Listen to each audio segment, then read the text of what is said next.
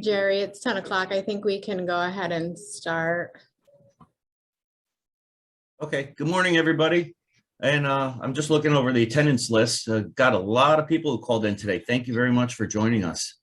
So today we're going to be have Al be going over a deep dive into zero emission vehicles. And then for anybody who wants to stay on, I just want to do a quick little business meeting at the end to approve some meeting minutes. You're welcome to stay on for that. But Al, we'll turn the floor over to you.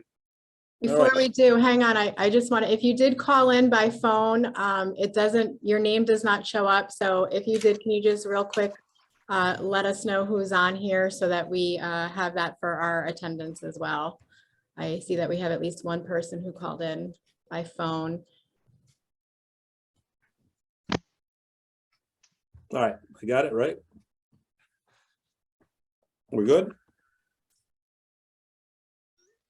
Okay. Hi, Belinda. Mark Hammerhand. I apologize. Oh, okay. Hi, Mark. I didn't realize that was you. All right, very good. Go ahead, Al.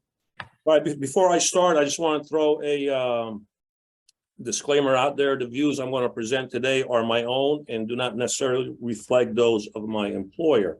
So having said that, good morning and thank you for the opportunity to present on e-buses / zero emission vehicles and their infrastructure as they relate to operational challenges. And that's what we're going to talk about today, not necessarily the buses themselves, how they operate or any of that. You've had enough on that.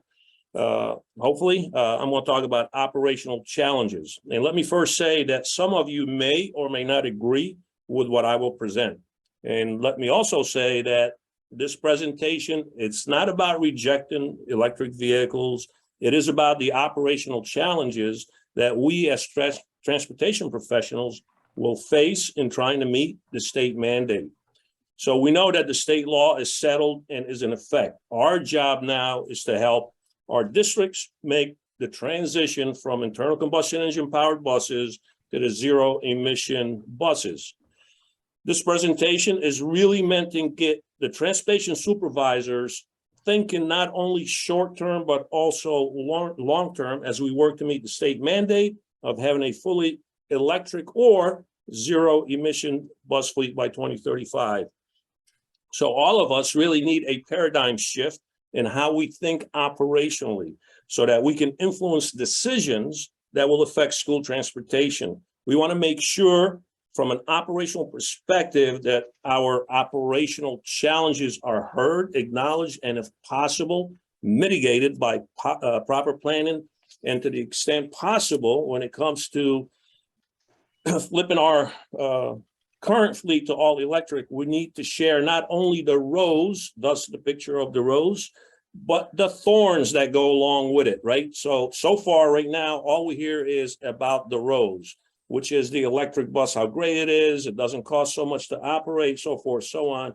But we really don't talk about the thorns, and there are plenty of thorns out there in the cyber world that we can learn from. So from my perspective, the one challenge really is funding. And as an FYI, if your fleet operates in a tribal, rural, or city communities in non-attainment areas, you have a greater chance of receiving EPA, NYSERDA funding to offset the cost of replacing your fleet with electric vehicles. If not, your district will bear the full cost of this conversion.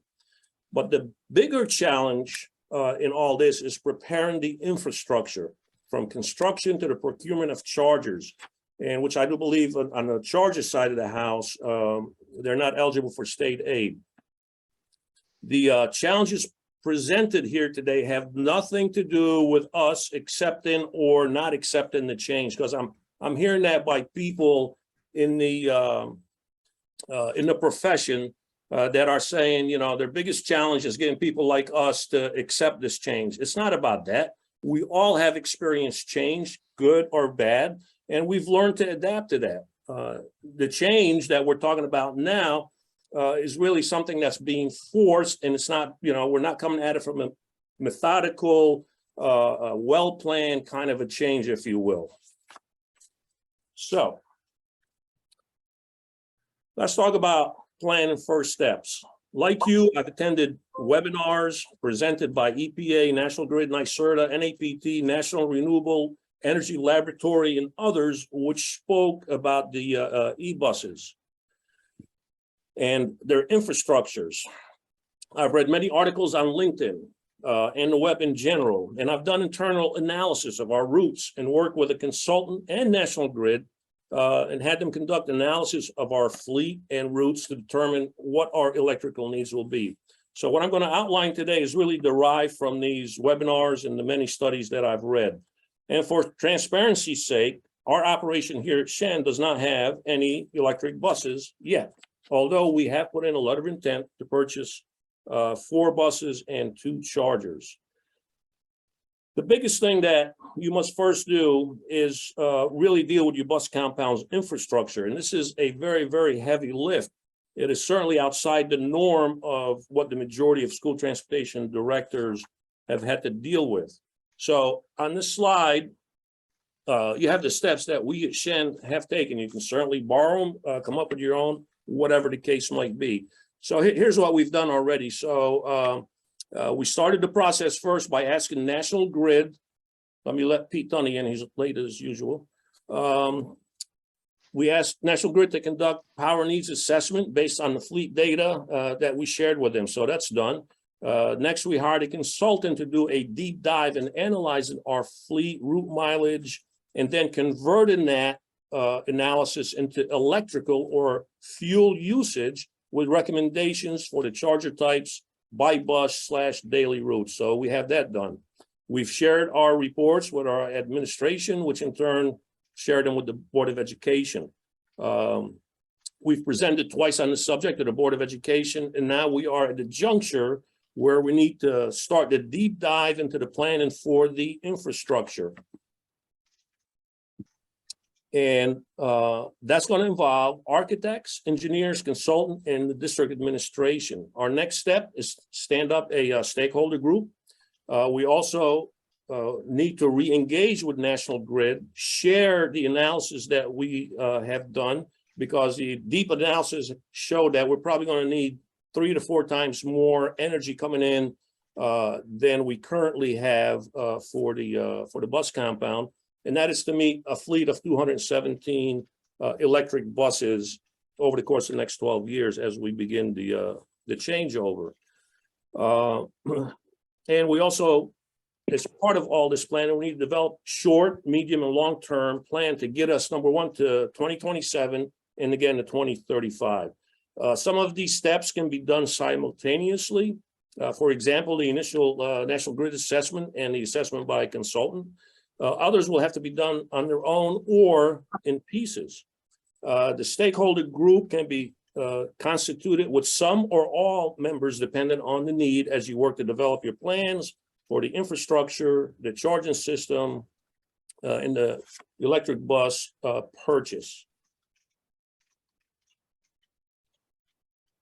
So I spoke about the short term. The short term right now, like for us, as an example, for Shen, we got the 4 buses that we put a letter of intent to purchase. If that's approved, we have to look at connecting them to the current electrical infrastructure that we have in place without really having to do a lot of construction. So we have a plan for that, that we're going to move forward with. Medium term, you need to look at a 5-year plan of your electric bus purchases, if you will, to support the start of this fleet conversion to try to get you up to 2027 and then the 2035 state law milestone. So as you're doing this short, medium, and long term, you also want to keep your eyes on the horizon for the potential emergence of hydrogen-powered buses. That's my hope. This technology, once introduced into the school transportation industry, I believe is going to be a game changer.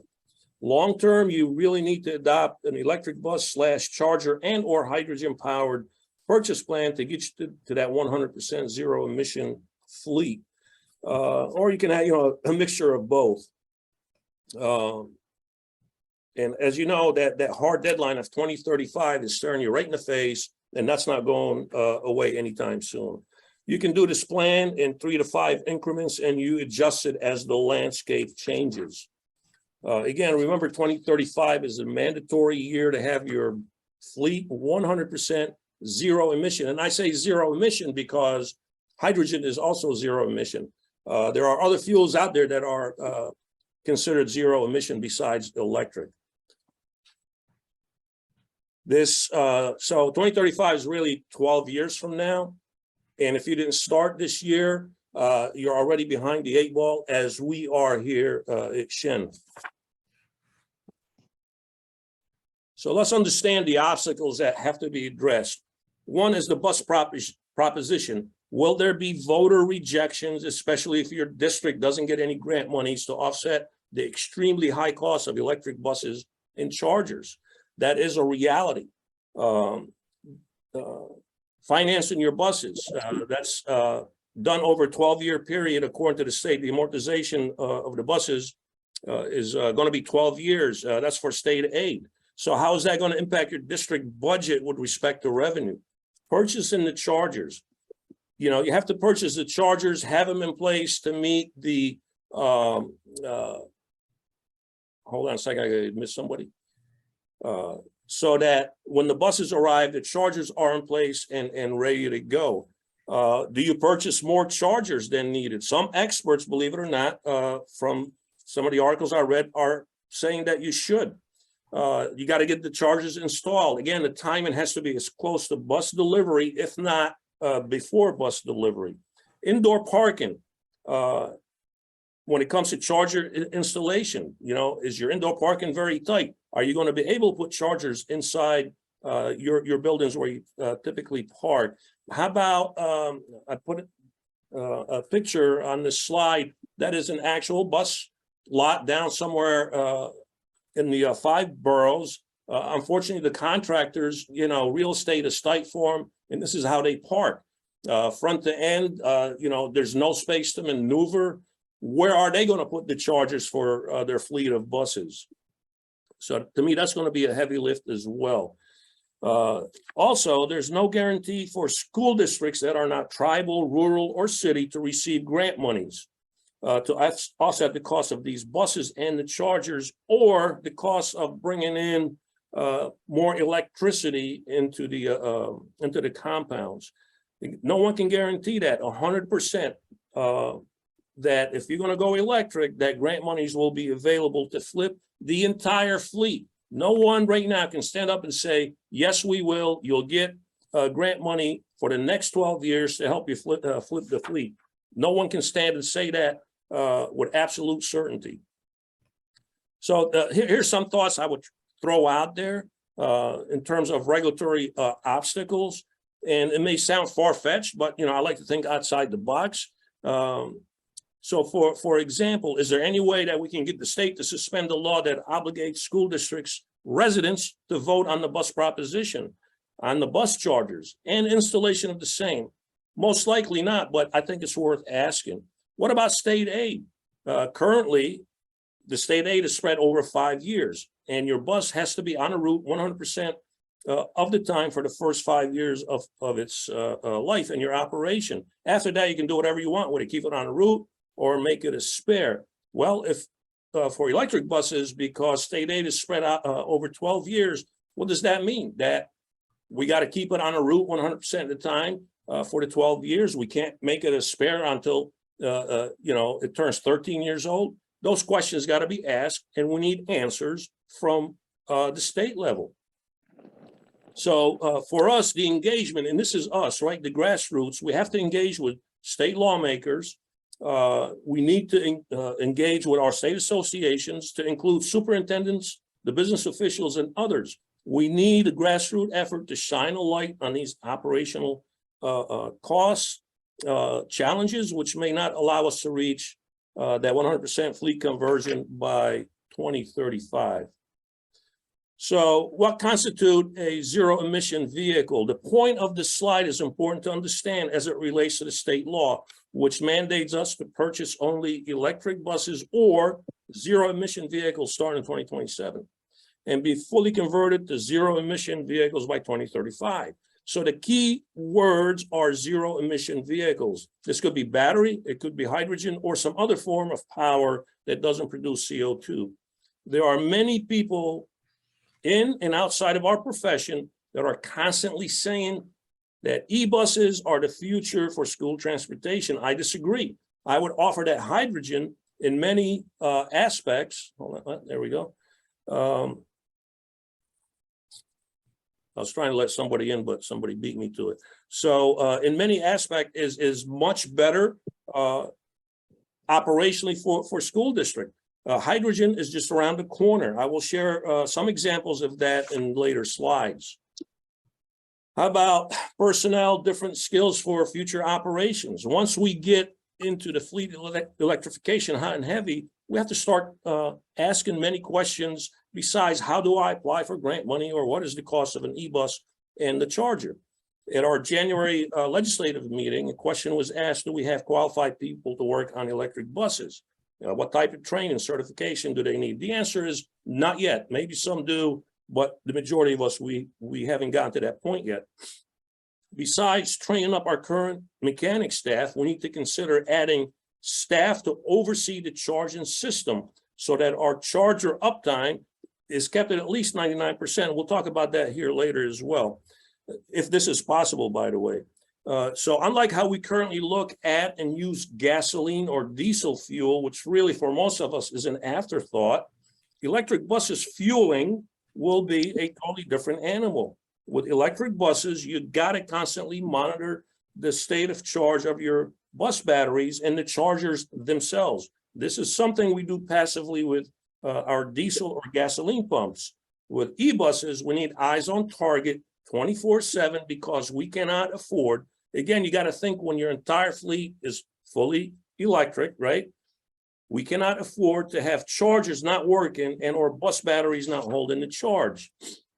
Yes, the districts have their engineers and architect firms, and National Grid is also a resource.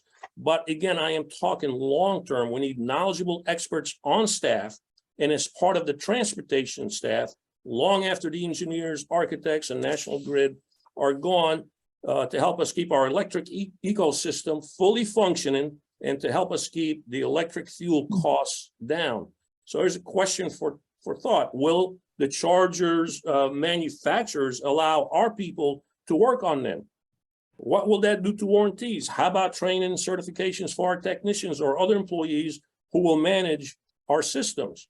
Or will we be at the mercy of vendors when our chargers fail? These questions have not been answered because the traditional people we rely on for fleet maintenance don't know themselves. How about the yearly purchase of chargers, right? I believe the chargers are considered equipment. Do we have to put out a bid for the chargers every year because of their cost, right? The cost for level 3 is between $10,000, that's a level 3 charger, between $10,000 and $75,000. There are many, many different makes of chargers on the market. To me, this is very concerning. Can we buy chargers from a single source for standardization's sake? As you know, having disparate equipment creates problems operationally in many ways and will end up costing us more money to mitigate those problems in the future. Standardization is the only way to go in our profession. So can we pay for these chargers as part of the bus proposition and do a pass-through as part of the bus purchase? Are we going to get state aid on it? My understanding is this: chargers are considered equipment. There is no state aid for that equipment, at least not yet. Let's look at we hear this term right off peak demand time. Let's talk a little bit about the electrical consumption and that off-peak demand time. We have to make sure our electrification plans take into consideration those oddball days where our buses do more than what we show in our routing software, which is what the electrical needs and analysis done by the consultants you will hire or National Grid really bases it on. They base it on your routing. It's not based on what actually happens during those different days, like last Friday or a major snowstorm day, so forth and so on. We're often told you will save a lot of money because your buses will be charged during the off-peak time. Do you believe that statement to be 100% true? Well, I don't, because people who are saying this stuff don't have the school transportation operational experience. If they do have that experience, they're just then spouting the party line. That's my opinion. Now, here's an example. In my current operation, based on both internal and the consultant's analysis, we will need to charge about 75 buses during peak demand time to meet our operational needs. There's a big cost for that from a power consumption perspective. There are cloud-based services to monitor and adjust your power consumption that is tied to your charging infrastructures. These services, by the way, are going to cost money. How about when we conduct early dismissal, right? Or how about a quick turnaround after you bring the kids in the morning, something happens, you got to turn those buses around. If we're forced to conduct an unplanned evacuation, will our electric buses have enough electrical charge to meet the emergency? You got to think about that. We need to make sure that our district administration understands the cost of electricity may not be as low as everyone is making it out to be. We need in the planning phase for future budget to budget for that. And the budget will need to be adjusted every year as you continue to ramp up from the ICE-powered buses to the e-buses until you're 100% converted. And we'll talk a little bit more about the utility charge later on in the presentation.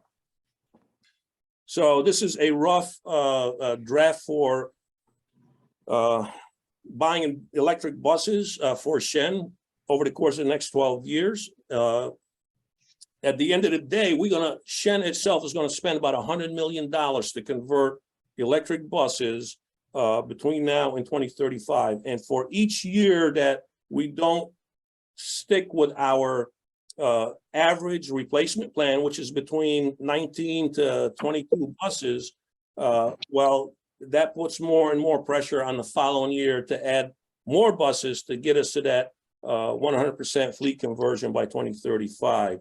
So we are already behind the 8 ball. We can guesstimate the electric bus cost. Just ask the vendor, they'll give you a quote. I'm well aware that all of our bus replacement plans will change from year to year, but we need to do it now and then plan it out for the next 10, 12 years. So we get a picture of what the heck is going to cost our district. So for me, when I put my replacement plan together, I take the latest quote on a single type C bus at 3% increase for each successive year. And you can do the same thing for type A's. This is, by the way, very conservative method to use. I know that prices of the buses may or may not go up 3% each year, but that is why we can always adjust down. You can never adjust back up should you be way off. So, my recommendation is we purchase buses with the highest battery capacity, and I'll explain that here later. This recommendation will have significant impact operationally as the buses age. Again, I cannot overemphasize that you must think into the future and not about the here and now. I do believe that the hardest part of this project for transportation supervisors and district administration is convincing voters to shell out 3 to 5 times the amount of monies we usually spend on the bus purchase proposition. Voter rejection will cause us a lot of problems and will cost more as we try to get to that 100% electric fleet. Your bus replacement plan must take this potential issue into account. For example, my plan here at Shen, I have a 2-year cushion built in just in case voter rejection in any 1 year over the next 12 years. And don't forget, as you ramp up, you'll most likely have to extend the life of your ICE-powered buses that you still have in the fleet, especially if your bus proposition is defeated in any given year.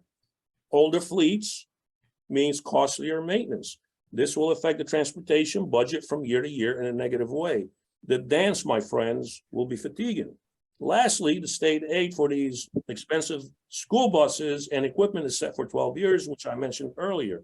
And again, currently by regulation, you cannot make a current ICE-powered bus a spare until it is in its 6th year or beyond.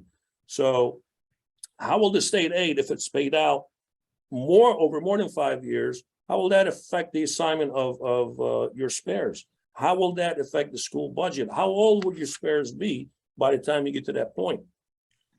This is an example of the internals of a charger, right? Again, this is just one example.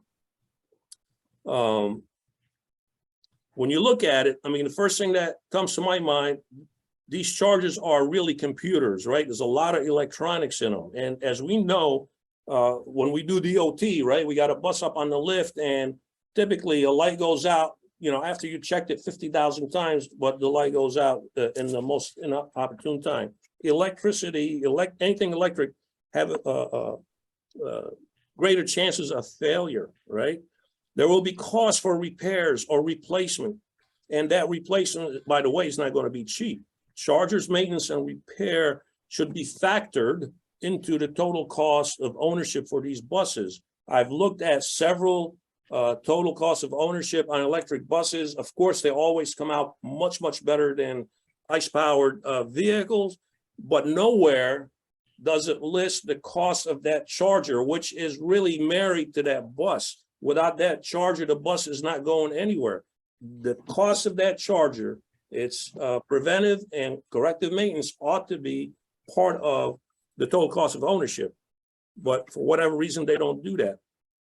So many consultants who work up TCOs don't factor in the charger cost, PM or CM. They should. I think the reason why they don't is because it will upend the narrative that electric buses are cheaper to maintain. Not only should chargers be part of the TCO, but also charger management, right? Vendors want you to sign long-term contracts to manage your chargers, the electrical usage and the electrical cost, which is fine, by the way. This is a forever cost. That should be calculated as part of owning that bus. By the way, charger vendors, as part of the overall cost to purchase these items, charge you what they call a commissioning fee on each charger. Also, they will not sell you a warranty until they have inspected the installation of the charger, or they won't sell you that warranty not unless you agree to that commissioning fee, because they want to come and inspect the installation of these chargers, and rightly so. The point is this: there are a lot of costs associated with electric buses and their eco charging system that you need to learn about upfront, because the information isn't being shared as it should be until you get into the buying process. These costs must be included in any total cost of ownership. Currently, no one is including these costs as part of that TCO. These chargers, like your bus fleet, will have to be included in your PM plan to make sure they're well taken care of and that they are operational all the time. So what you're looking what you're looking at on this slide are two different price points for two different types of chargers. One has an 18-foot hose. The other one has, call it a hose, cord and plug-in cord, and the other one has 25-foot. And you can see the top one is for 4 30-kilowatt chargers. The bottom is for 2 60-kilowatt chargers. I'm opting to go with the bottom 60-kilowatt chargers. The bigger one. Somebody has their mic on. So those two chargers that I want to go with will service 4 vehicles. I'm going with the 25-foot cord because in our the way we park here in the compound will serve us better and it's safer. I don't want, you know, loops hanging down and people tripping over them and we have more problems. But you can see the cost at the end of the day for those 2 chargers I want to go with. They're at $76,000. And by the way, they will, if I go with that price, they will come with a 5-year parts, labor warranty, and a 5-year preventive maintenance. And one thing to kind of like keep in mind about warranties, right? Manufacturers really have a good idea when their equipment is going to fail. And that's why they give you, you know, 3,036 or 3 years, 36,000 miles on a car, because they know after that, you're going to have most likely start having problems, right? And they don't want to cover it on a warranty. They want you to pay for it. Well, same thing with these things, with these chargers or the electric buses or the batteries on the electric buses. The manufacturers know, and they're only going to give you that warranty, when it's really advantageous to them and not necessarily for you. So keep that in mind. I would highly recommend when people are talking about total cost of ownership to include the charging ecosystem in the equation. Again, there's maintenance costs, parts costs, labor costs, equipment replacement costs as time goes by, because these chargers do have a life cycle, just like the buses. I read articles that stated chargers will need to be replaced between 8 to 10 years. Others are saying between 5 and 7. So average that out, probably around 8 years. Those chargers are going to have to be replaced. And go back and think about the cost that I just shared with you. That's a lot of money that we will be paying into the future, because it's not a one-time deal. If you compare that to your fuel pump in your compound right now, I mean, how often do you mess with that? Once it's installed, it's installed. Once in a blue moon, you may need a different handle or maybe a belt on the motor, whatever. These things will have to be changed depending on whatever that life cycle is. So for us, we currently replace Type C buses at the 12 to 13 year mark and the Type A at 9. You have to take the charger's life cycle into consideration as part of your overall budget proposals. As you replace buses, you'll have to replace chargers as time goes by. With respect to the chargers, you're going to need to look into being at least 1 year ahead in the purchase of the chargers before you buy the buses, so the chargers are received and installed and ready for new batch of buses. This is worth repeating. Some vendors, before they sell you a warranty, will charge a commission and fee. These vendors will not sell a charger with a warranty without this fee. They want to come and inspect the installation. And there's been some chargers that have been erroneously installed, which cause the chargers to fry. And vendors don't want to, assume the total cost for that loss. So that's why they're charging that commission and fee. So take it with a grain of salt when you hear electric buses will cost less to maintain. The statement is true until you start adding the cost of chargers and their ecosystems. The maintenance and the personnel you're going to have to hire to maintain these chargers and to replace the chargers as they age out. So, Can I ask a question? yes. On the chargers, so when you're going back for the 25-foot cords, that's one cord per charger, right? That's not that's two cords on one charger. What we're buying is 2 cords, 25 foot on one charger. Okay, so you could charge 2 buses off of one charger? That's correct. Okay, thank you. So let's talk about the difference on these chargers. The type of chargers you'll need to purchase will be dictated by the miles each bus travels on their daily routes. So, right now you got level 1, 2, 3 chargers. Most everybody will probably push you to a level 2, level 3. They say if you use that a lot, it's going to shorten the life of the battery. And so you really got to figure out what your needs are, what you're comfortable with, how long you have to charge the buses in between their, quote, missions, right? AM, PM, the next day, what have you. Now, for me, this is what I would tell you. Don't build your charging ecosystem based on new buses, by the way, or what is the cheapest way to go. Again, you need to look into the future. Don't look at, I only got 2 buses or 4 buses or 8 buses. If you have 50 bus fleet, that's what you got to think of today. What is that going to look like when I have 50 electric buses on the lot? That's where your mind got to be when it comes to planning. So you'll need to look into the future and base that charging ecosystem on how the fleet will be once all of the buses are electrified, how your bus replacement plan is unfolding, and having buses of different age and different level of battery degradation. Don't forget that. That's, again, you got to look into the future, not necessarily what the bus can do now, but what it's going to do for you 8, 10, 12 years from now. This is why I recommended to our district administration that our first electric buses will be based on a 315 kilowatt battery capacity. This battery, brand new, is rated at 220 miles. In 10 years, after 2% per year battery degradation, the battery will still be able to produce enough power for 160 miles, give or take a few, which is a whole lot more than when a brand new electric bus with a 135-mile range will be doing in 10 years. The 135-mile bus will be good for just over 100 miles. And remember, brand new or not, 20% of whatever that battery is holding has to go. You have to put that off to the side to operate the different things that you have to operate inside that bus.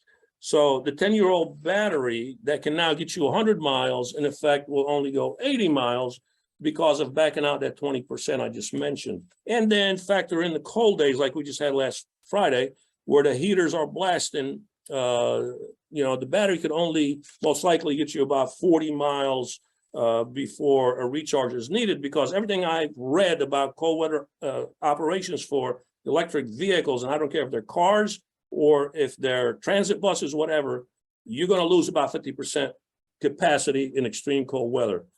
And I also recommended that we purchase level 3 chargers that are networked and are capable of being managed from the cloud and or hopefully from our desktop. You don't necessarily have to use the level 3 to its fullest capability. These chargers can be throttled back through software. So for example, if you take the 2 chargers that we want to buy, they're 60 kilowatt. Each one can service 2 buses, either at 30 kilowatt each, or I can go, 20, 40, whatever the case might be. We can do that through software management. To me, doing anything less is simply asking for disaster in terms of operational capability once your fleet is fully electrified. And this is what part of the stuff that keeps me awake when I think about electric buses. And I've given you, so there's 1, 2, 3 links to different websites here, different articles. So I didn't just make this up. This is what I'm reading that's happening out there in different fleets. So there, the 3 sources on here on this slide, all are from California, by the way. That does not bode well for electric vehicle chargers and their uptime. So to me, once our fleet is fully converted, the biggest operational challenge is making sure all of our chargers are up 100% of the time. Otherwise, we can come into work and find a percentage of the fleet inoperable. So what does that mean, charger uptime, operationally, that is?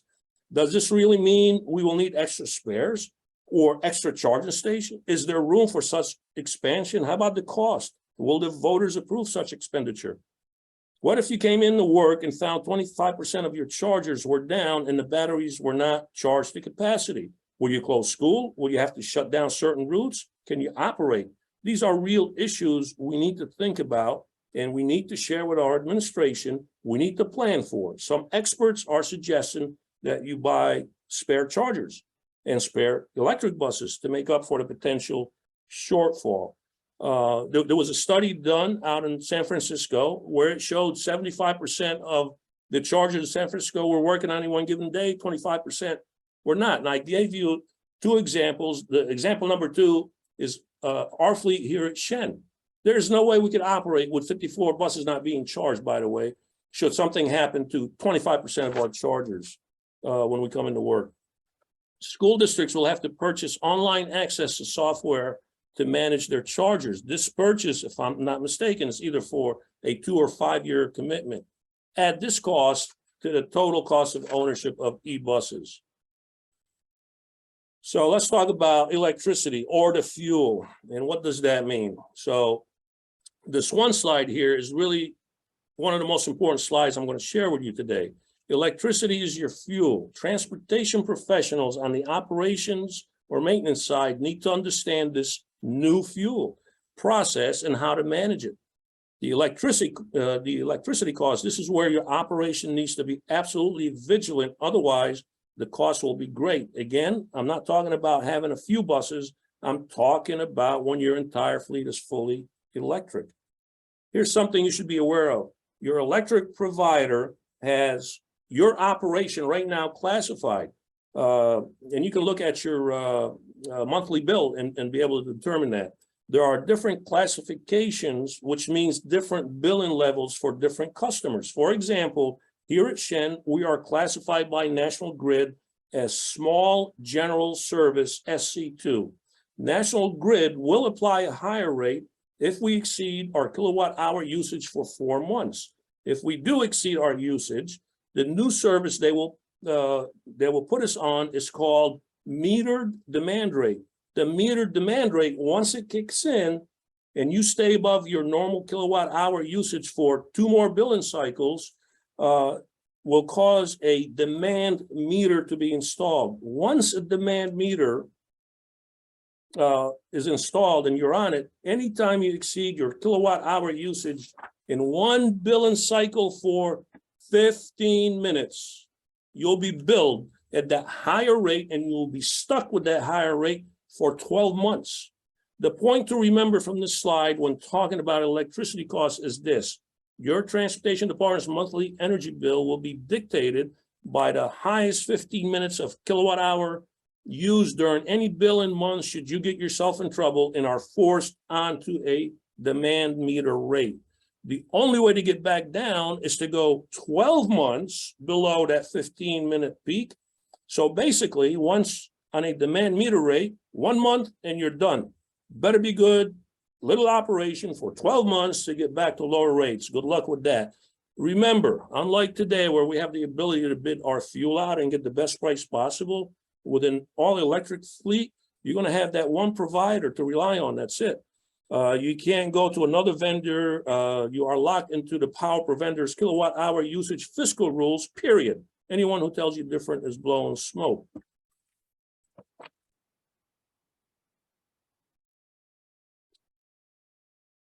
So when selecting chargers, you got to be careful. You don't want to select the wrong charger or it will impact your operation in a very negative way. I would advise you to push your district to purchase chargers that you can monitor on your cell phone, computer, or on the cloud 24/7. We need to make sure that we're able to respond day or night to any issue or issues with the chargers, lest we come into work and find chargers not working and buses out of fuel, electrical charge, or half charge or a quarter charge, whatever the case might be, and they are unable to perform their mission. We will, in essence, need a managed network charging ecosystem. And here's my thoughts on vehicle to grid. Sounds great, and you know, and everybody loves it, and I've heard nothing negative about it, but I'm going to say something negative about it. So the question I need to answer is this: what constitutes sits idle? And when will the bus be fully charged? Will the bus be fully charged when we need it to go out on its routes if the grid takes out the charge from the battery pack? How about when the idle bus needs maintenance? I'm told that utilities want 48-hour heads up time if the e-bus is connected to the grid before you remove it. The utilities expect the batteries to be available to them to draw from. So example, if my buses are recharging midday and there's a grid need for electrical juice that is stored in the buses, does that mean the grid is going to draw from those buses? Will I be able to operate the buses on their PM routes? How about if we have an emergency and we have already committed to the grid to draw charge from the batteries and we need to use the buses and don't have the 48 hours to give to the vendor? Will they turn around and charge us a higher rate? You know, these are some questions that we need answered. We hear more about how great the vehicle to grid is, the rose, by the way, but no one talks about the thorns when things don't go according to plan.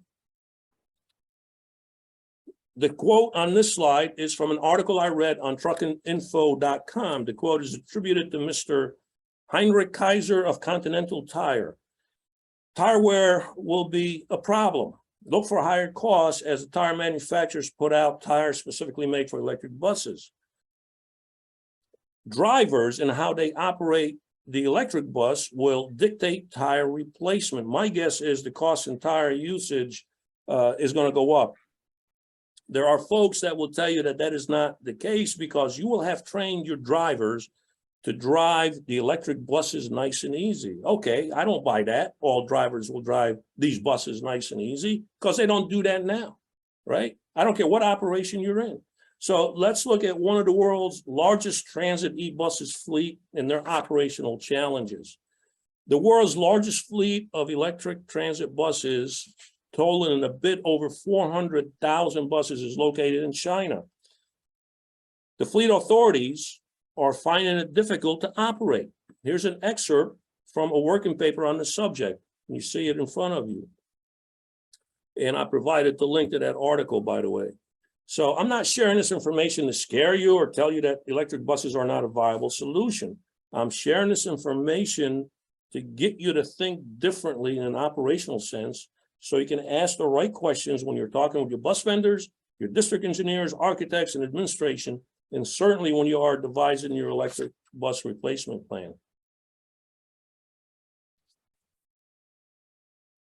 This is, again, more quotes from another article. This one came from energynews.us. This is a transit operation in Duluth, Minnesota that has had electric buses, transit style, by the way, but they use the same kind of components that you see in school buses for several years now, and is still struggling with uptime, parts availability, and cost.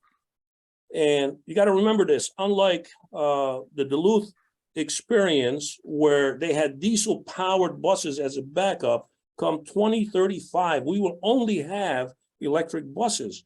We won't have diesel or gas to fall back on. And by the way, we're not allowed to strap on an auxiliary heater on our buses like they did in Duluth, Minnesota, right? So they didn't have to use the battery for heat. Because once you do that, my belief is, based on what I've been told and what I've read, is it makes that zero emission vehicle no longer zero emission vehicle. The heaters that are strapped on, they work off of diesel. So good luck with that. So here's some early feedback from 2 districts. I read this in PC Magazine. Well, let me read the quote from PC Magazine first. Only early adopters have electric buses for now, largely purchased with grant money. We spoke to transportation managers in 2 districts, one in California and one in Massachusetts, who have had very different experiences with their electric vehicles so far. And the first quote I'm going to read you next is from a school district in Massachusetts. Quote, some of our elementary students call it the magic bus. They're excited about it, says Dana Cruikshank, transportation manager at Beverly Public Schools in Massachusetts, which, by the way, I believe Beverly was the first district in Massachusetts to partner with Highland Electric and start converting their buses to electric buses. So the quote continues, you don't have the clanging of the diesel engine. It's very quiet, smooth ride that feels like you're on a high-powered monorail. It's just enjoyable. Cruikshank wholeheartedly recommends electric buses to other districts. Now, let's go to California. On the other hand, Kelly Lambert, the transportation manager at the Romano Unified School District outside San Diego, is still not convinced on the move to electric. Her predecessor acquired 8 electric buses with grant funding, and Lambert has now inherited their daily operation alongside 25 diesel buses. This is her quote. It's been an adventure with lots of problems. Even though she owns a Tesla at her own home, she continues to say, but struggles with maintenance, getting chargers to work properly, and overheating batteries that have decommissioned the electric buses several times. So you got, the span, right? East Coast, West Coast. You got one person saying that like the best thing since Moby Dick was a minnow, and the other one saying, oh, heck no. To me, the truth is somewhere in the middle, right? All right, training for electric buses. We will need to train for all involved in the operation and maintenance of school buses, from the drivers to dispatchers to routing specialists to administrators and mechanics. You want to start now to build that training program. And don't limit your training just to the handful of drivers who are going to be driving. You want to train your entire staff. The link that I'm giving you here on the slide has a lot of great video resources to help you build your training program. Of course, our bus vendors will help us train our mechanics as they always have done. The Alternative Fuel Data Center, or AFDC, is a very good resource, and that's, by the way, where this slide came from, to leverage training material. This slide has the link you need. And you know what? Not every transportation person is going to need all 4 levels of transportation. Some will, most won't. It all depends on the job description within your department. Let's talk a little bit about driver training. This is my take, by the way. My take is this: good luck getting every driver to drive the same exact way as prescribed by the vehicle manufacturers. We can't do it now, let alone in the future. The bigger the operation, the harder it is to get 100% compliance. Anyone who tells me they can make every driver drive the same, I will tell them that GPS data will show otherwise. Because I hear this a lot. Well, you know, if you train your driver, you're going to get the max miles out of those batteries, this, that, or the other. It's BS. It's not going to happen. We know that because we deal with our staff every day on different driving issues. Shop equipment. We do need to make sure our mechanics have the right training and right equipment, and for leadership to enforce shop safety very hard as it relates to working on the electrical system. No shortcuts can be tolerated working with high voltage. The training must start before your initial purchase of electric buses. There will be an initial shop, PPE and other equipment costs to ready your mechanics and your work base for maintenance. This cost will be recurrent because, for example, gloves will need to be tested every 6 months and their eventual replacement to include other PPE pieces. He can't mess with his logic. Thank you. The PPE kit that you see on the right-hand side, the gloves, the shoes, the hat, and everything else, that runs you about $1,000. The tools on the left-hand side with orange handles, that's I believe 26 pieces in there. They can run anywhere between $600 to $3,200 as pictured. Let's get into dispatch ops. Again, I'm not talking about a handful of buses here. I'm talking when the entire fleet is fully electric. Future dispatchers or current dispatchers who will be here throughout the transition will need to think differently in how they dispatch buses. Dispatchers will need to be in tune with the electric bus charging ecosystem. Dispatchers must be part of the battery state of charge monitoring staff so they know way ahead of time there's a problem with a bus or its charging system. No longer will they be a bystander with respect to bus availability. Closer coordination, more so than the current case, between dispatch and the shop maintenance personnel and the person in charge of the charging ecosystem must take place throughout the workday.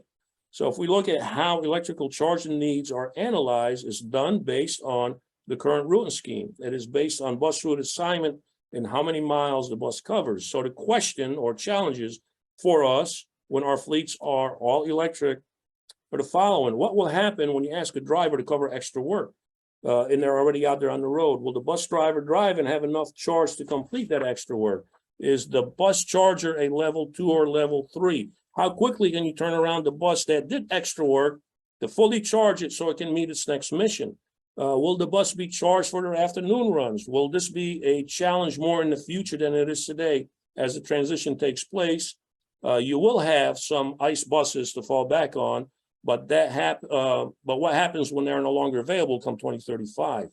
So the electric bus assignments will have to be modified as the battery mileage degrades. This is a critical piece when considering the battery size to purchase. What they found in China also, by the way, is what it used to take one ICE bus to do a transit route, they had to put 2 electric buses on it, right? Because, you know, not all the roads are flat, by the way. You're going to have hills and, you know, up and down and all that, which is going to, you know, cause you to use more of that juice, you know, on that bus.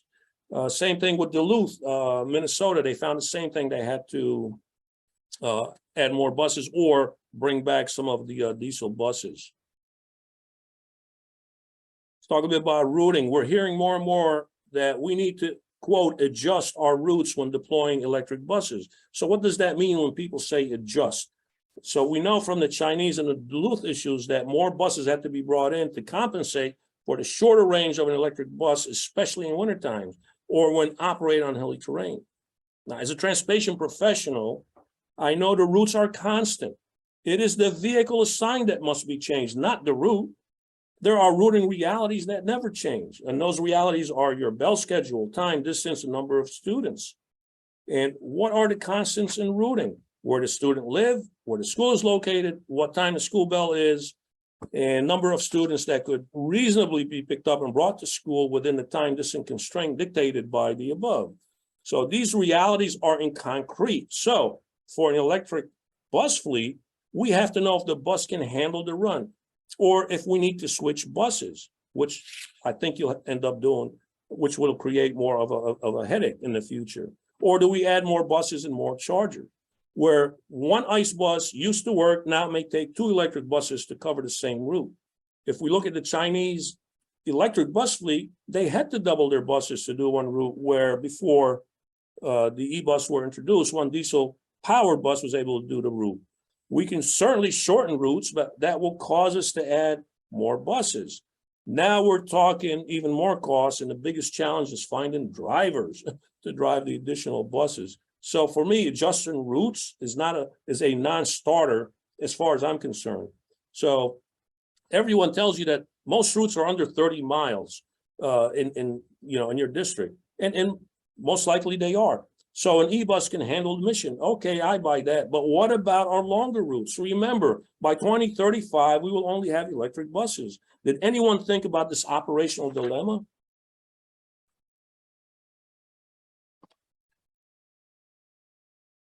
Come on. There we go. So talking about more operational challenges, we have to today live in the future. And I'm sorry if I keep beating that. Understand the landscape. It will absolutely be 180-degree different than what we see and know now. We need to offer our administrators, Board of Education, I would also say our elected officials, unbiased, educated, and thoughtful advice and recommendations to avert costly mistakes as our districts make the transition from fossil fuel to electric or zero emission buses, irrespective if we, the current crop of transportation professionals, are going to be here for the long haul, or if we are exiting the profession soon. We need to learn, we need to question, we need to be informed so we can embrace opportunities and reject the nonsense, especially as non-school transportation folks try to tell us what is best for our operations. Vehicle insurance costs. Read a couple of articles on that as well. I won't bore you with a lot of details. Just know that your insurance on electric buses will go up about 15%, anywhere between 12 to 15% for electric buses. And by the way, I verified this cost with our insurance carrier. So think about that. If for us, when I calculate for 217 buses, what that increase will be, it's another $23,000 on top of what we currently pay in today's dollar for insurance. Again, I'm wondering if any of that was part of the TCO that I see out there, where it makes the electric buses seem like they will cost you less to operate. So let's talk about some good stuff. Hydrogen, this is in the future, and it's almost here now, by the way. Hydrogen powered trucks, for example, Cummins is building a new fuel agnostic platform where below the head gasket, each fuel type engine has similar components, and above the head gasket, each has different components for different types of fuel. This version, which is expected full production, by the way, in 2027, pairs with clean zero carbon hydrogen fuel. The car on the right, I don't think it'll ever, the price tag on is 1.7 million, but that thing runs on a saltwater solution that interacts with other components to create electricity and zero emission. The price tag on that is 1.7 million. I don't know why car manufacturers aren't pushing, salt water, for God's sakes, can't go wrong with that. I don't know why everybody's stuck just on electric. Here's another one. and I gave you the link to the article. This is this truck has a range of up to 500 miles. It's zero emission. It's called the Nikola Tray FCEV. It's expected to have among the longest ranges of all commercially available zero tailpipe emission Class 8 tractors, and doesn't weigh as much, by the way, as an electric truck of the same class. You can fuel this up in about 20 minutes. It produces 536 horsepower and 12,500 pounds-foot of torque. And it has multi-stage regenerative braking system. The question is this: will our government allow us the space and time to see this alternative zero-emission vehicle cross over to the school bus industry, or will we be forced to get locked into an electric fleet with all of its operational limitations? And there's a couple of more. The Toyota hydrogen-powered truck. This is, again, around the corner. The Toyota truck you see in this slide will be built and made available in England in 2023 this year. The fueling time for this pickup is 1.5 minutes, a whole hell of a lot better than 2 to 3 hours at best, 8 to 12 hours at worst to fuel an electric bus. Again, hopefully this kind of technology over the next half dozen years or so will cross over to the school bus side of the house. If you want an unbiased, thorough assessment which speaks to the challenges that the state should be concerned about and must address to realize their goal as it relates to the 2035 mandate, I would highly recommend you read this paper, and the link to it is right there, by Jillian K. Perry and James E. Henley, dated November 4, 2022, which appeared on the EmpireCenter.org's website. So you can go to that and pull that up. So in summary, the presentation today is not for or anti-e-buses, although as the first slide showed, a rose with its thorns, we hear a lot about the rose. When talking about e-buses, we rarely hear about the thorns. I hope in today's presentation, I was able to help you feel the thorns, because that is the intent. I hope I can spur your operational juices so you can look at the 2027 and 2035 mandate to flip our fleets to electric through a lens based on knowledge and common sense. Look at these challenges not in how things are today or by having a few electric buses, but when your entire fleet of buses is all electric. As my superintendent, Dr. Oliver Robinson, tells us, we today must live in the future and plan accordingly. And my advice to all of you is to question everything you're told by everyone who has a stake in selling you electric buses and chargers. They're good people, but they are in a business to sell. Once you get electric buses in your fleet, please share the good, the bad, and the ugly with your colleagues so that you can learn. We can learn from each other. This is what the Capital Area Chapter members have always done and must continue to do so. You must future-proof your operation during your watch so that your colleagues who remain after you are gone can inherit an operation that can meet its assigned mission and overcome the challenges it will face.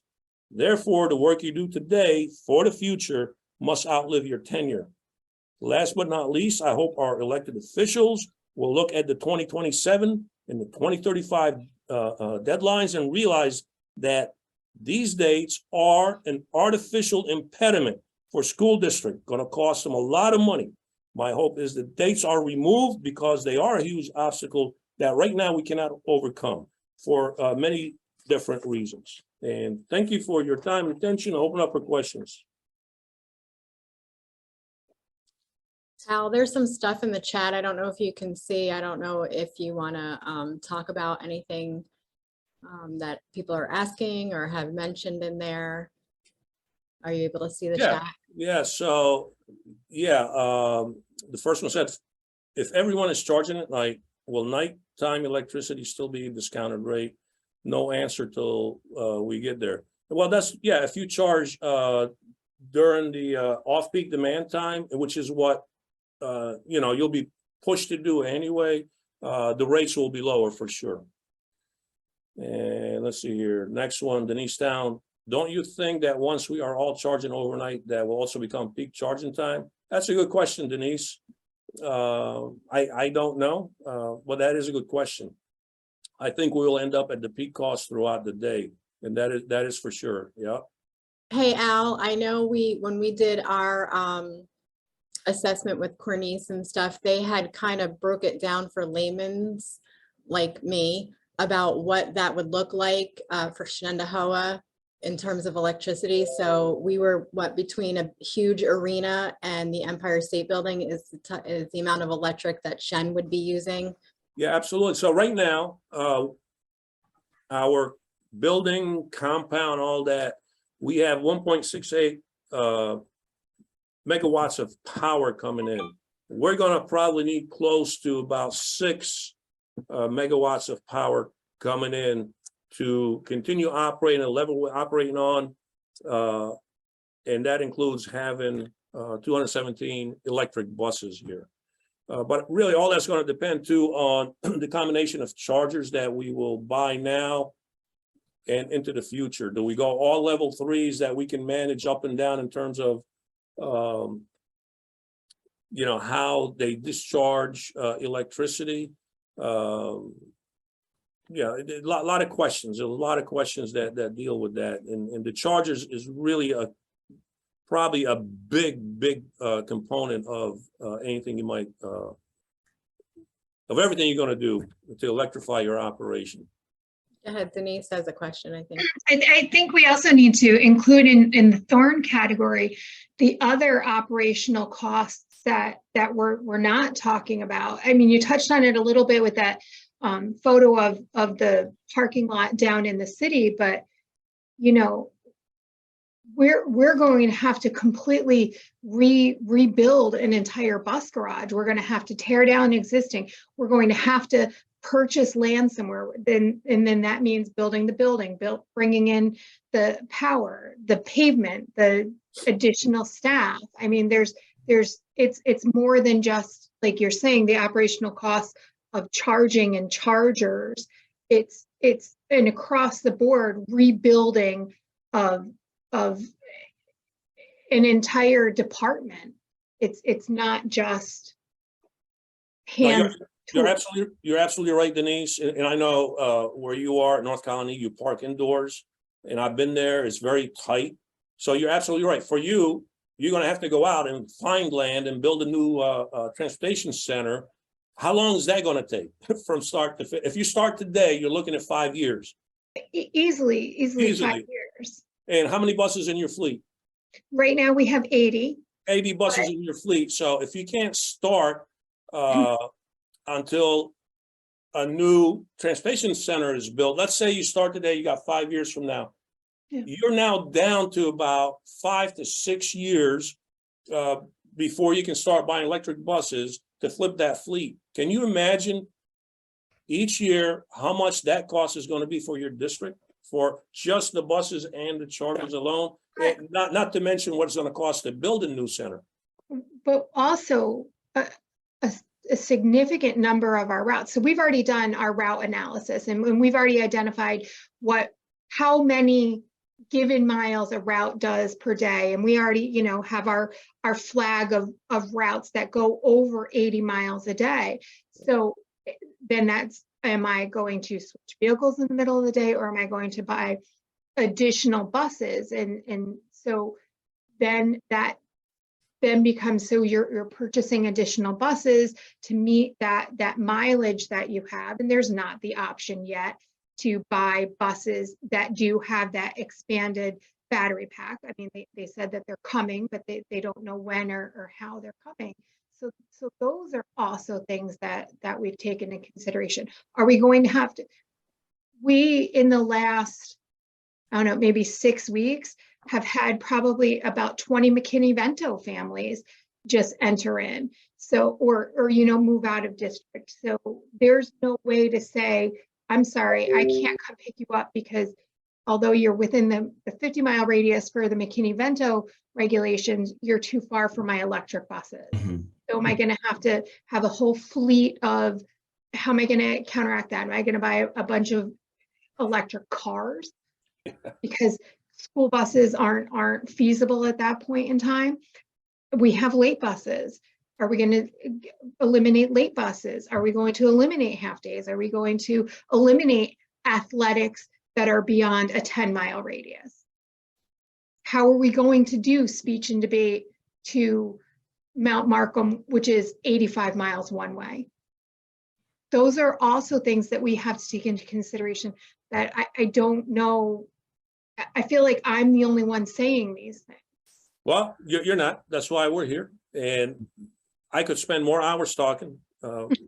Jerry would slap me though. You know, told me. Oh, I'm just sitting here. My mind is racing so much right now with just the amount of contractors we use. Are they going to be able to sustain? I mean, we're contracting out McKinney-Vento or whatever it may be, or what about all those that are bringing in charter buses for athletics or ski trips or whatever it may be? I mean, all of this is just a lot to think about. I mean, we got ski trips going out on Saturday, so like Gore, you know, and whatnot. What happens when they get out there? I think big contractors, and I see First Student is flipping some of their fleets in, you know, different places around the country, which is fine. I don't know about the small contractors, you know, if they're going to be able to afford that. So is that going to have a negative impact? Yeah, I think it will have a negative impact. There's a lot, and this is really the essence of this presentation, is to get us as transportation professionals to stop the Google gagging over e-buses and step back and look at operationally how it's going to affect us. And I appreciate Denise bringing I mean, Al, I have one other question for you. I know I'm kind of asking a lot on these chargers. So we have a power outage during the night, you know, and I know we heard other people talking about kicking, you know, having a diesel generator kick on and whatnot. What happens when that power comes back on? Do those chargers start back up? You know, or is there a massive surge? I mean, you know, what happens, you know, when we get these flickers in the power, like we do in our offices? I think the managed, connected managed chargers, because they're being managed by software, so long as that connectivity comes back on, I think they'll get kicked back on. But if you have chargers that aren't connected and managed that way, no, you're going to have to manually intervene to get those done. And, you know, you won't know that, right? So if you live, you know, 20 miles away from where you work and something happens at work and you don't know that, potentially, you know, you could walk into, you know, your operation and your buses haven't charged So yet. potentially, we could be looking at like another computer system, like our routing system. That's going, you know, that's going to have to be. So the service is on the cloud. You buy the service through, and I don't want to mention vendors, but there are vendors out there that will sell you that service. And it's pretty, I've seen a couple that are pretty robust in terms of what they can do for you. But again, that's money. I don't know what it's going to cost, but that is money. And for me, again, I'm looking at 217 buses here, electric. I'm going to want a couple of people on staff. We don't have a title for them yet, that understand high power and understand the chargers and understand transportation, right? Because they're the ones that are going to keep this system, just like you have your mechanic crew right now, head mechanic, and however many, keeping your fleet operationally, you know, at a high level every day. Those chargers, the way I'm going to look at them, I'm going to look at them like I do my buses, right? They're going to have to, it's not a build it and forget about it like you do with the fuel pump, right? How many times you go out and check the fuel pump? Nobody cares about that until there's a leak or something, right? With electric chargers is different. They will go offline.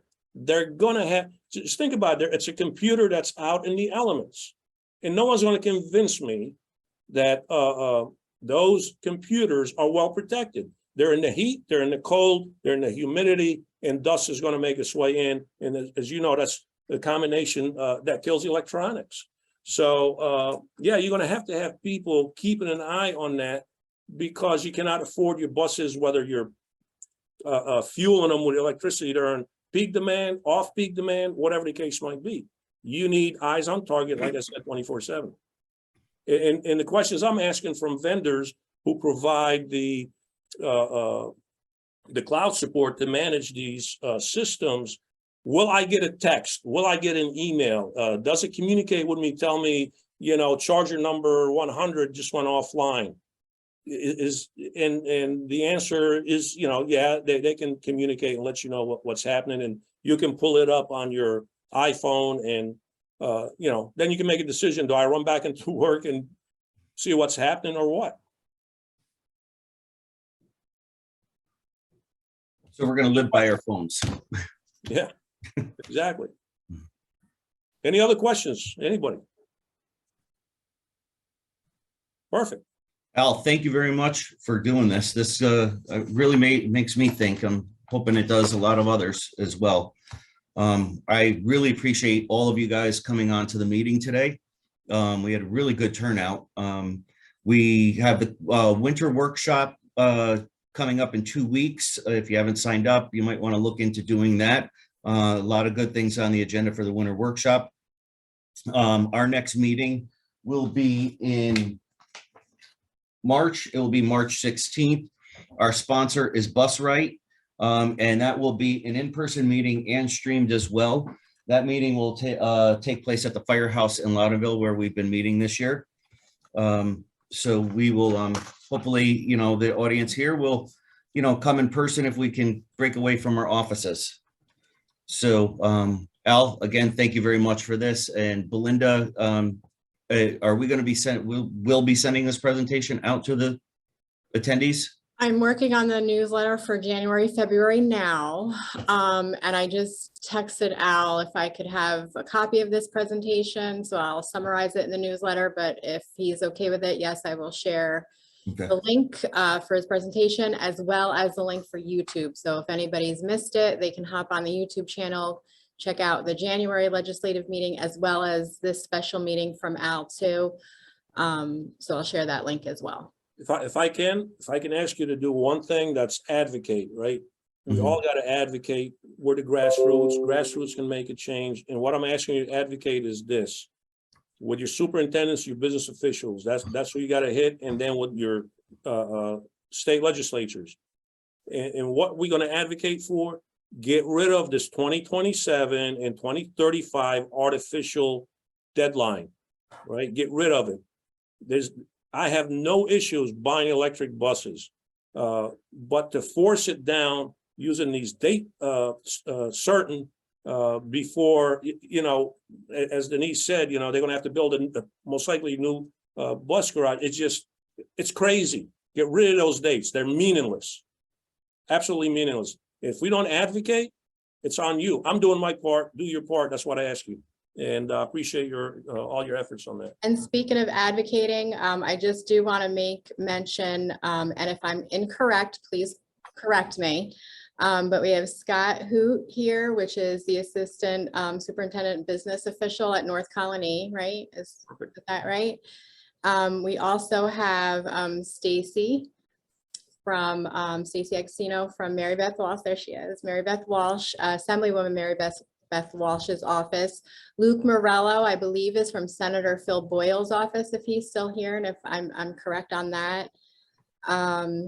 There he is. Hi, Luke. Thank you. Actually, I'm now from Senator Michelle Hinchy's office. Oh, okay. I will update that. Michelle Hinchy, thank you so much for coming. Thank you guys for this presentation. Thank you. And Brian Kraft is also the maintenance director at North Colony. Am I correct on that one? Brian is here. And then Christopher Abdu, I believe, is the superintendent at BHBL. Am I right? Assistant superintendent. Don't quite want that promotion right now. So thank you all for coming. And like Al mentioned, yes, advocating with our legislators, as well as you folks, the Business Officials Association and Superintendents Association, definitely is going to help us. So thank you so much for coming. If you want to share your emails, well, somehow you got this. So I guess I can kind of just send out the newsletter, and hopefully it'll find you. By otherwise, if you want to shoot me your email or put your email in the chat, I'll make sure that you get a copy of it specifically and directly. The newsletter, the YouTube channel, so that you can share that with any of your folks who you feel should see it and have it. So thank you for coming. And Luke, I'm gonna update my contact info for you. Thank you. All right, guys. So anybody who wants to stick around, I just want to have a quick business meeting. Just a couple of things to go over. I believe Pete Tunney has a motion he would like to make for a communications position here on our team. And we'll go over our meeting notes. So I would like to make a motion to approve our December and January meeting notes typed up by Amy Sanandrea. I think I just messed that up. Amy, so we have the January and December meeting minutes. I'd like to make a motion to approve those minutes. Do I get a second? Al? Okay, thank you. So the minutes are approved. Quickly, I will just, one other business thing I'd like to go over is I am working, just so you guys know, with Bus Patrol to try to get Bus Patrol to be our sponsor for our May meeting. I know Bethlehem has rolled it out, South Colony, Guilderland is on board. So I'd really like to have them come. They will be at the winter workshop. I believe they told me they're going to be in booth number 22. So if you get a chance to stop and see them there, but I am trying to bring them in-house to do a presentation here for all of you and be our May sponsor. So I'm working on that. And our budget is still looking good. We have our total expenditures so far as we've spent about $1,900 on meetings. And we are budgeted for our sponsorships, and we're budgeted for our awards. I know that the cutoff, if it hasn't happened already, it's coming very soon for the poster contest. It happened already. It happened. Okay, so that did pass. Yeah. And then Belinda did send out the information for the awards committee, and that would be Ellen and Sandra from Bethlehem. So if you get a chance, send out your nominations for awards, that would be great. And is Pete still on? I'm here. Can you hear me? Yeah, Bri. Okay, it's me. It's Pete. I'm in Brian's office. My computer's acted up. Well, as Al so aptly pointed out today, the communications in this ever-changing world of school bus transportation is so important, more now than ever before. And in order to keep up with all of the changes in our industry, I think it's very, very important that we communicate with each other. And NIAP, our capital area chapter, has standing committees like our legislative committee and our poster contest committee and so forth. And I believe it's time that we add another standing committee to our chapter, and that being the communications committee. And I would like to make the motion that we make a communications committee a standing committee in our chapter. And also included in that motion, I'd like to add that Belinda Govich be named chair of that committee this year. So I would make that motion. I would look for a second. I second. Al seconded. Motion granted. All in Am I allowed to do that? I don't have to see if anybody opposed. Belinda, by the way, do you accept that nomination? I forgot to ask you. I accept. What's your new title? You put your title out. You threw a title out to Oh us. God, yeah. What was it? Communications and Public Information Chairperson, or something to that effect. It was something really long. Well, so you accept? I do. Okay, thank you and welcome. Because I know you're really helpful to me in helping with the chapter. So thank you very much. Does anybody have any other questions? I have something to add. He's made it public, but Ted Nugent underwent surgery yesterday. And he's going to be out of commission for probably about a month. I'm going to drop him a card, but since he is not only our president for the state, but he's also, a capital member chapter, is there anything else that we should do for him besides just get well card? I have some, I'm just looking at the budget right now. If we would like to, I have a sunshine fund.